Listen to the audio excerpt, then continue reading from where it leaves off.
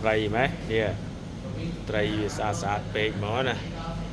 គួរឲ្យកយគុណណាស្អាតយកតែមែនទេរស់រវើកអានេះពណ៌អេមមកនេះពណ៌ស្អាតខ្លាំងគេដាក់ឲ្យវាវិលដាក់អុកស៊ីសែន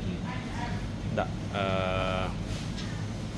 ដាក់អុកស៊ីសែនឲ្យវាដកដង្ហើមដាក់នៃ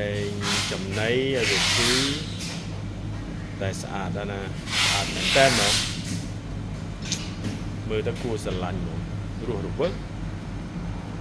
បាទយើងទិញយកទៅចាំទៅហើយព្រលឹមឡើងយើងមើលវាបាទយើង